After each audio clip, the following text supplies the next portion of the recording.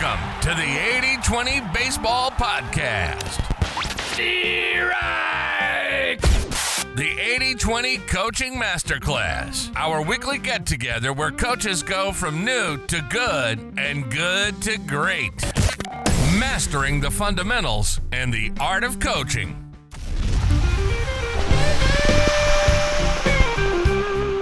Welcome, baseball community. Coach Bo here, pumped up to be here. We got part 2 of our interview with the founder of the MyLog App, Travis Mulcahy. He's built himself a great app that I highly recommend youth players get and, more importantly, use. Baseball journaling made easy. Part 2 is loaded, including Travis sharing out how he recommends players, youth players, journal consistently without feeling like it's a chore. Also, how to use the app to get ahead of arm injuries. And he talks about how to use the app to set goals that are actionable and actually helpful. Before we dive into part 2, I want to share an update. Last week, I brought up Coach Adam Sarancic's new book. I mistitled it. I said The Ride Home. The official title is The Car Ride Home. I got it right here in front of me. Awesome book by Coach Sarancic. Highly recommend. Coach Sarancic's been on this podcast more than anybody else. Full of wisdom, and he's got a great book, a really good guide for a specific time that can be a make or break time for youth athletes. That car ride home. So the book title is The Car Ride Home by Coach Adam Sarancic, and you can get that at his website, Coaching Champions for Life. Coach Sarancic will actually be on the podcast within the next month. Speaking of interviews, I have 2 great interviews in the can. Next week, I'll roll out as one long episode a college coach, a college recruiter who also in the summertime works with youth baseball. He's coming on, really great perspective. He himself was a very undersized player and made the most out of it. So a lot of unique wisdom coming next week. And the other day, I interviewed probably the most famous youth baseball umpire in the world, Sawyer Sparky Sparks. He went viral recently for his high energy umpiring. He even got to umpire a Savannah Banana game within the last few weeks. That interview has already been recorded and I'll roll that out in 2 weeks. First time we've ever had an umpire on the podcast. Now, real quick, I mentioned last week I was going to share 2 tips for when our base runners are at third base. These are commonly known, but we need to emphasize them early and often. Runners should be running hard all the way through home plate once they've decided they're going to home plate. This should be ingrained in players from a young age. They should consistently run all the way through home plate. They should not let up early because, as most of you know, when there are 2 outs, if a trailing runner gets tagged before that runner gets to home plate, of course, that run will not count. And that is a huge mistake if it happens because a player decides to let up and jog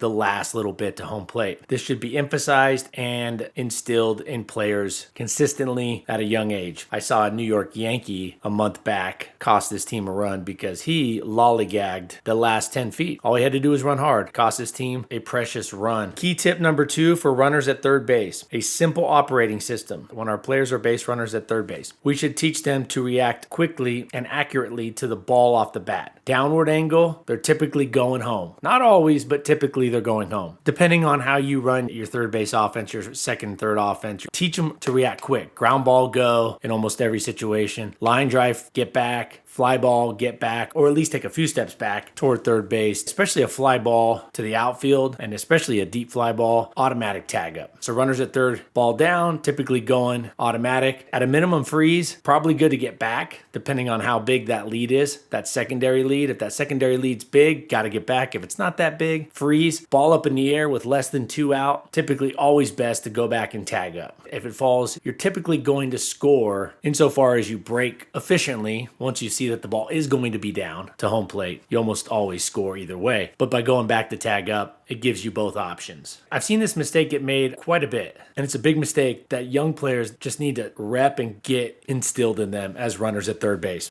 All right, with that said, let's get into part 2 of our interview with the founder of the MyLog App, baseball journaling app, Travis Mulcahy. What are the biggest mistakes you see youth players make when they're tracking their progress? Is there a common mistake or 2 or more frequent mistakes you see when players are tracking their progress? And how can MyLog help avoid that? Sometimes they're only logging things that went well. They're not logging the things that didn't go well. But if you're only logging the good stuff, you're not learning. That's already stuff you've learned and you've put into action. You're good. Without the bad things, you can never learn or take that information to your hitting instructor, your coach. Like, hey, this is the pattern. I'm seeing a pattern. I'm constantly grounding out, popping up to first base on inside pitches. Why? Am I late? What's going on? And those patterns start coming around, especially when you add in the video. Now I can see the video. I know the pitch type. It was a breaking ball, an off speed, changeup, or something. Now we can start working on that. Hey, maybe you're just getting underneath the breaking ball. You're getting on top of the breaking ball and you're topping out. Or there's so many things. And I think only logging the things that went well, that's a huge mistake. There's so many things that we could talk about, but treating it like homework.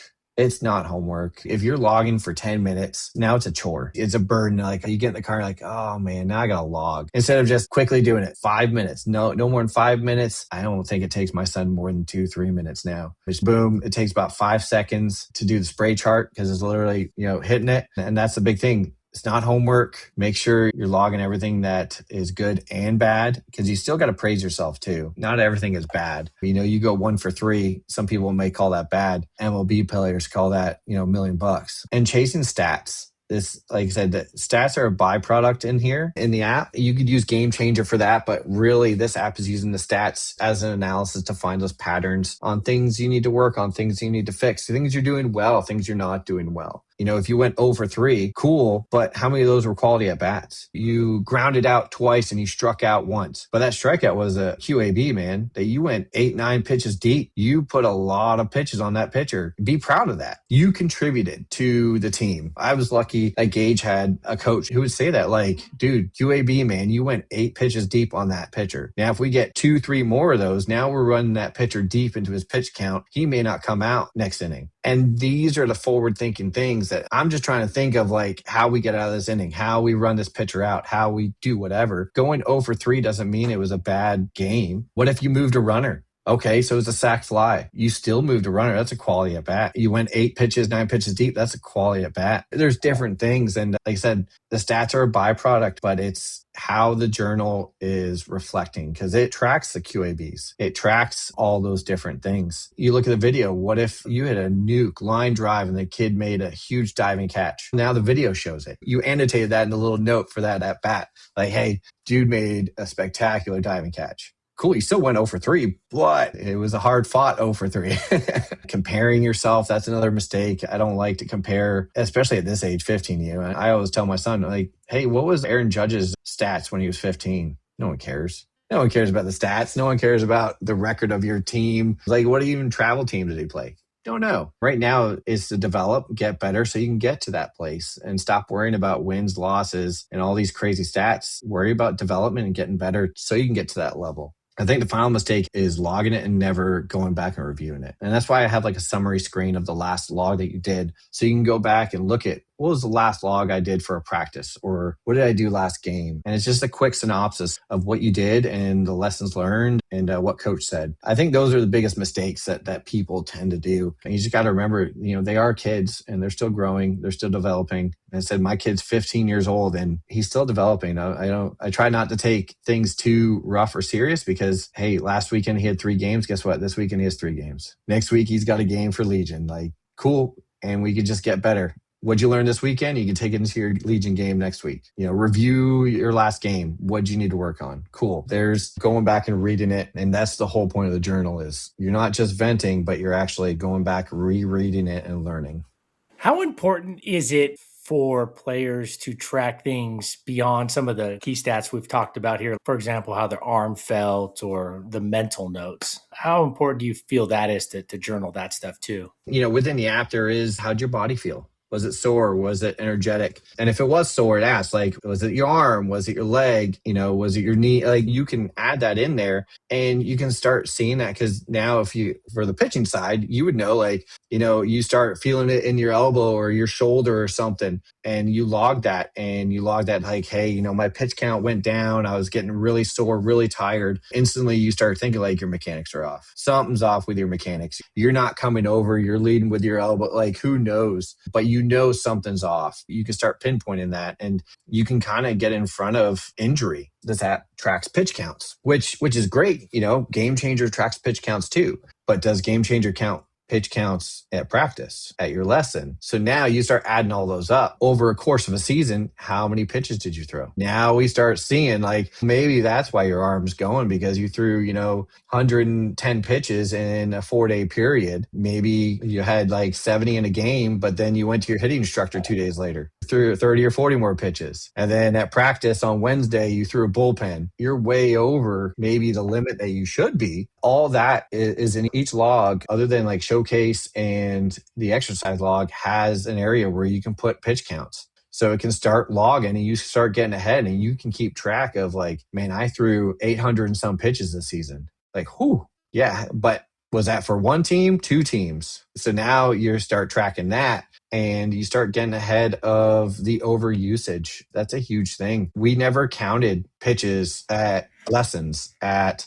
practice. We always counted them for games only. And that was huge. And that was one of the things I wanted to bring in the app. So you can get a warning like, hey, heads up, you've had X amount of pitches in 5 days. Hey, you might want to rest, or you might want to talk to someone and be like, hey, I probably shouldn't pitch this weekend. I think that's huge. Just knowing how your body feels, what you can do for your body, maybe adjust mechanics based off of how you felt and, the byproduct, the stats, the patterns that you start seeing.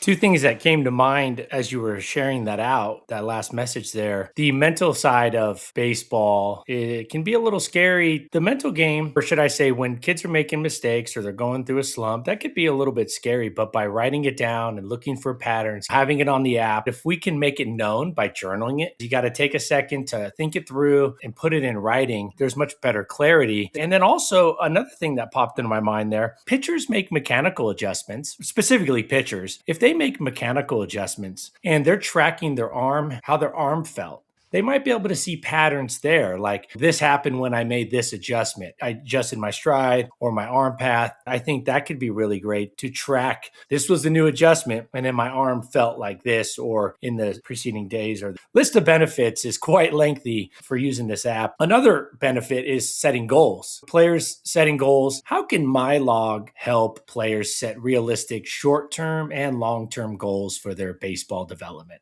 Yeah, that was a newer one. Kudos to the mental coach that helped me out with that one. It gives them something to strive for. Short term, whether it's this week, this month, this season, or long term, where you don't add it to a season and it's something you want to do. Like, I want 3 clean bullpens a month for the next 6 months. That's a big one. And, the best goals aren't hit a 400 batting average. Maybe it is like, hey, short term, over the next X amount of games, I want to increase my batting average based off of my hitting lessons. If I'm, hitting off the tee every day, you start logging those little things, those little progress updates for your goals. Like, I felt good today. I was hitting the ball well. Another goal could be, hey, 50 quality swings off the tee each week, or every other day, or each day. I know my son, he tries to get a bucket in every day. A third of the bucket inside, third of the bucket down center, third of the bucket outside. And whether it's pull, push, or straight at the middle of the ball. And those are the things you can start seeing the progress as they go. Athletic metrics. I want to speed up my pop time from, 2.1 to 2.0 by the time tryouts begin, or by the time the showcase happens. I try not to focus on velocity, because that tends to start leading to injury, but you can still, when they start getting to my son's age, they go to showcases, they can see the velocity. Or, in a game, obviously there's people doing the velocity. You start, hey, this game, my velocity dropped. Why? Why did my velocity drop this game versus last game? Is my body sore? Oh, I probably shouldn't have worked out the night before. You start seeing that with the athletic metrics. If you have those goals, and those are measurable physical goals, by working out, doing those sort of things, you can improve of over a season. The coach side, that's the next version, but with that is the coach will be able to give goals to the players from their side. Hey, as a coach, this is your goal for the season. This is what I want you to do. I want you to be louder. I want you to be more of a leader. One of my goals, or the goals that he told my son at our mid-year review, which would be great to go into a mid-year review with this app and just kind of like, hey, this is where I'm at, or they can see the logs that you're doing from the coaching side, and it would help them create goals for the next season for the players. Like I said, two of my son's goals from the coach was, I want you to be louder so the outfielder can hear you, and I want you to be more of a leader and direct people more. And that was his goals for this season. That's the big thing with goals. I don't think people make realistic goals these days, or they make these huge grand goals, but sometimes it's as easy as, hey, my goal this week is just to hit off the tee every day. We always used to say tee work makes the dream work. Like, it's the most underrated thing that people don't utilize as much as they should. And setting a goal of hit a bucket a day, especially in the summertime, what else you got to do during the day? You're off. I actually just recently saw this. I know this kind of like off topic. I saw this ad for, it's a type of tape that goes on your bat, and it's very similar to the stickers that they would put on the face of golf clubs to see where you're striking the ball. But now these go on your bat. You stick them to your bat. You can start seeing whether you're hitting on the hands. I'm like, man, that's kind of genius. Like, what if you're hitting off the tee? Now your goal is hit off the tee using the tape. You start combining it, and next thing you know, next season comes around, you're hitting line drives and getting on base all the time just because you're hitting the tee and doing those short-term goals throughout the summer. I remember playing, and it was pretty obvious when you hit the handle or hit the sweet spot, but that's not the case for every player. There are a lot of players that don't even have that awareness, that kinesthetic awareness. So how can parents and coaches encourage young players to use MyLog, to use the app that you've built without it feeling like a chore? I know we've talked about how it isn't a chore or it shouldn't be a chore, but how could they get players to buy in without making it feel like it's a chore? For me, I built a notification so it would kind of remind my son. Sometimes I would just ask him like, hey, did you log today? He's like, I didn't get to it. I was like, okay, it wasn't like forced. I didn't want to make it like a homework assignment, but I kind of wanted to put the bug in the ear. They are still young. They are still moldable. You're still trying to teach them these little goals. Like I said, after a while, now he just literally gets in the car, sits down, puts his seatbelt on, pulls out his phone, starts logging while everything's fresh. I don't even say anything to him anymore. Over the past 8 months, it's been nice because we don't have those awkward conversations in the car. Maybe that was the nudge, like, if I just log it,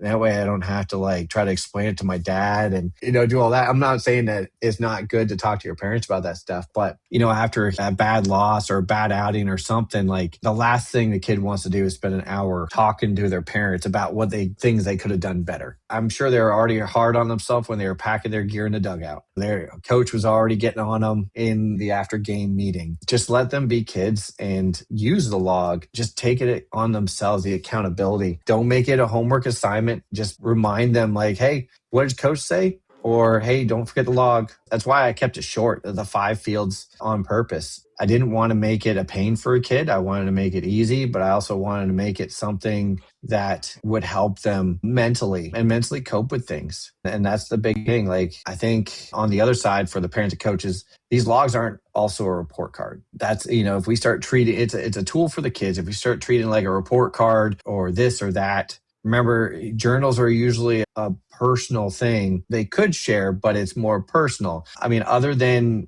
getting snippets from my son for screenshots for social media, I haven't dug into it because that's for him. If he wants to talk about it, we can talk about it, but that's for him to share with his hitting instructor, coach, whoever, to help him out. The encouraging side is, hey, voice your frustration to yourself. That's the big thing. Get in there, just vent to yourself. Don't vent to me, vent to yourself, because you're not going to lie to yourself. You may lie to your parents so you don't have to get lectured by them, but your biggest critic is usually yourself. So that's the thing. And just make sure to remind them, like, it's all about learning. That's it. Baseball is a game of failure. People are making $1 million for, getting out 80% of the time. Just keep that in mind. You're 15, 14, 13 years old.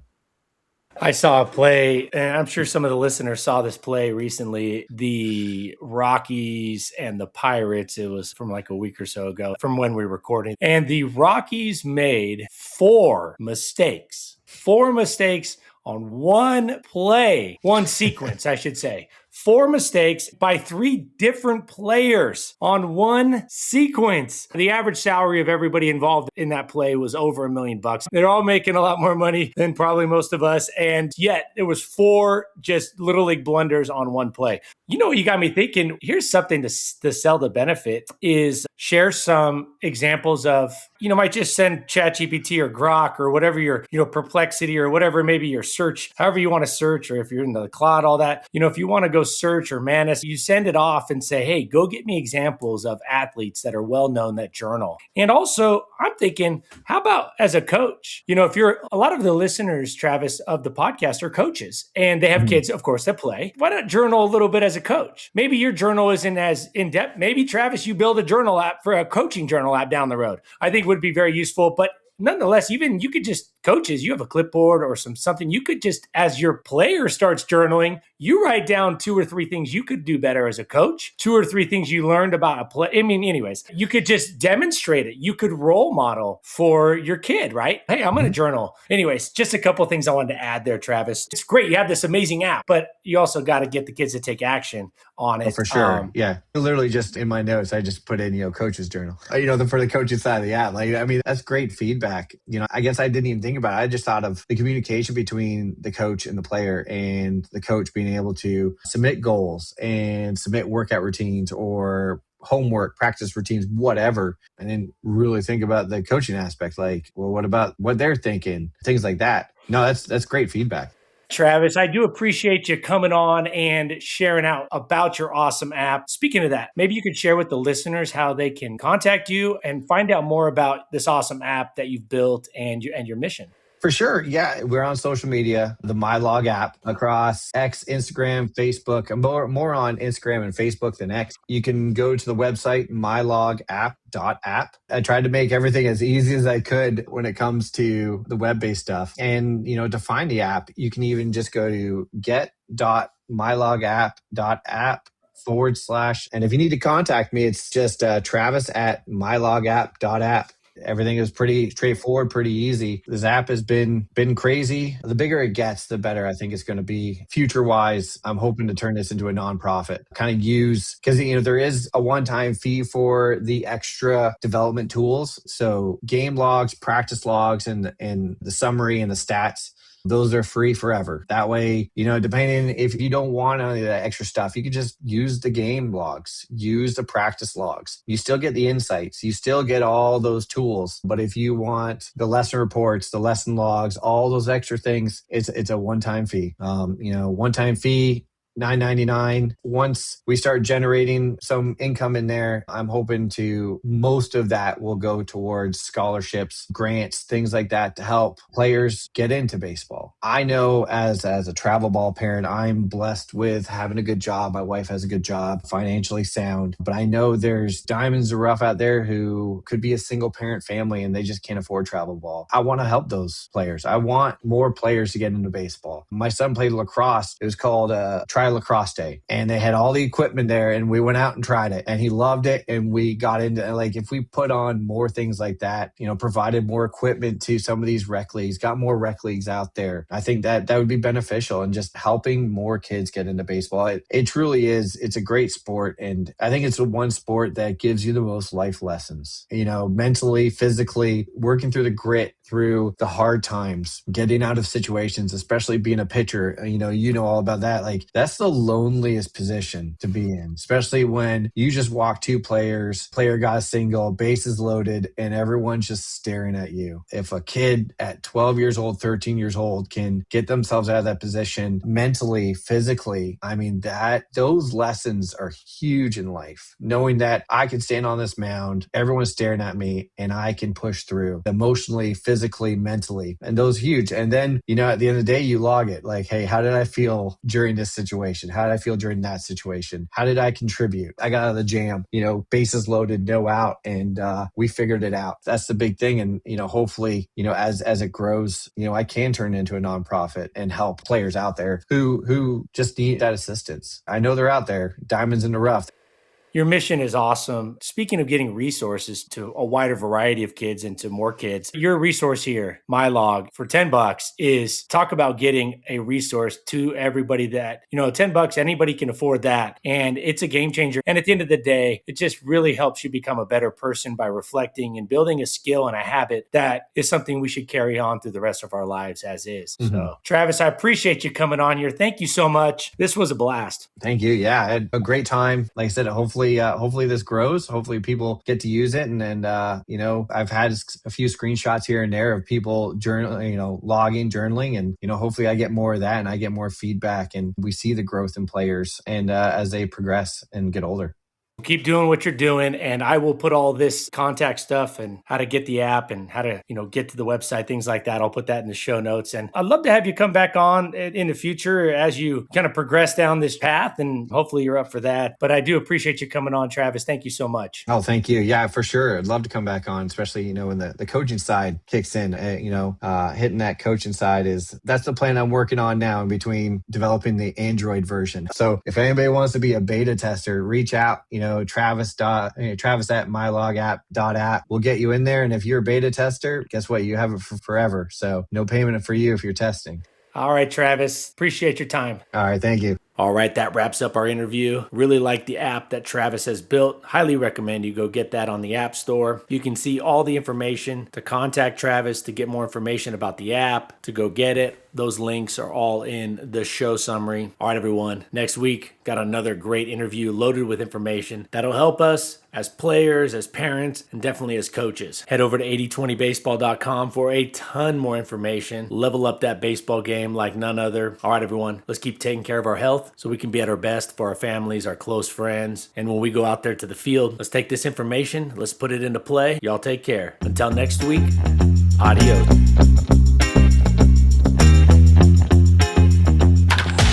This has been the 80/20 Baseball Podcast, the 80/20 Baseball Masterclass. We got this. Now, let's take the field.